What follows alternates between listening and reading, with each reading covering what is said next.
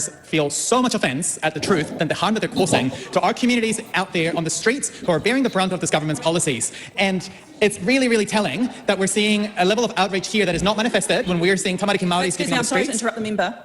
When members are in the House, they are to be seated and not conduct a separate conversation apart from the member who is speaking. My apologies to the member. Please resume. That's okay. I go back to the main issue, which is that I think the government members tend to feel far more outraged at opposition pointing out the truth than actually kids sleeping rough on the streets, keeping stripped away from the communities that they belong to, and the gutting of funding to the prevention services that are actually supposed to help keep kids in their communities and in their families. And to me, it's so telling because they have nothing but bumper stickers and vitriol to throw at us when they could instead make an attempt to provide empirical evidence for why we need the repeal of Section 7AA, something that has not been able to be produced by the minister in charge of this bill, despite calls from the opposition and from submitters for the minister to front up with her so-called evidence to justify this bill. Because this bill is nothing but a dog whistle that aims to attack Tamariki Māori and to not pay attention to the bridge that has been created by the Crown that has led to so many Tamariki Māori being split from and detached from the communities that they belong to. Tauiwima, we have a responsibility to stand against the attacks against Māori from this government. We are here by virtue of Te Reti o Waitangi. We have a responsibility to fight back against policies such as this one that do not serve and do not recognize the history of this country. And I keep hearing the government member to my left talking about strategic partnerships, but at the same time, if this government cared so much about strategic partnerships, they wouldn't be gutting funding for these very same strategic partnerships.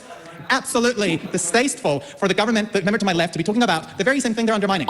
They're undermining prevention services. They're undermining state housing, the very same thing that can help keep a family together if they have been in hardship. They're undermining benefit increases, the very same thing that gives families a livelihood. The same things that give families a livelihood and allows them to stay in a safe and stable home. Things that have been spoken to us by survivors of abuse and state care. But these members seem to either just have the report on their bedside table and not give a damn about it, or read it and simply ignore it. Because the things that this piece of legislation is doing is actually at a service to the very same voices who came to our select committee and who came and presented to the inquiries that led to reports that paint harrowing pictures of the realities that Tamariki Māori have faced under our care system that is supposed to keep them safe. This repeal of Section 7AA, all it will do is invisibilize the very same gap that exists between Māori and the rest of us in the care system that is supposed to keep them safe. It is absolutely right.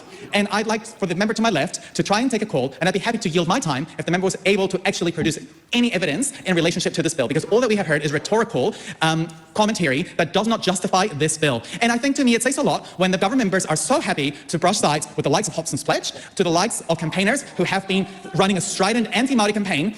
It says a lot that they're now pushing ahead with anti-Māori legislation that is not based on evidence, when actually the so-called anecdotal evidence that the minister produced is not even in relationship to Section 7AA. It's disgusting that we have a government that, rather than addressing things like homelessness, rather than addressing things like income support, all the things that keep people in their communities, they're wasting our time in the House to repeal a piece of legislation that helps address the gap between Māori and the rest of us. This is a government that cares nothing about inequities, nothing about outcomes, because even if they say they do, members of the public can see the papers that this government produces when it comes to their budget, when it comes to the figures that they're putting in, and the support that they're giving to organizations. And it is the organizations on the ground that are calling out for help because they're having to close when there's no other option available, the very organizations that keep our Tamariki safe. I am not going to buy the rhetoric from the government's members who are claiming that they actually care for Tamariki Māori to be safe when they're underfunding and under-resourcing the organizations that are supposed to do so. And this bill is a disservice to the very same people doing the most to help our communities, and the government is not on their side. Another banger response from the left-wing lads. While I made the quickest trip to the bathroom and back, tell me what happened. I just feel like Ricardo's actually speaking a lot of truth, and like we've seen in the comments about speaking from the heart. You know, it's really bewildering to me why they don't want to have this information sort of what's the word I'm looking for? The information stored, and why the quarterly reports are 3 months. We're not getting weekly ones. Yeah, to be honest, I'm actually quite afraid about this situation with our children. Yep, and I'd like to end on, you know, I remember what Barbara said. She's like, this isn't the minister's bill, this is the government bill. Yeah, so that includes you, Barbara. You're also a part of this mess. Your party voted in favour of this bill. So, yeah, take ownership. And again, accountability is not something that anybody likes to wear into Parliament, do they? No.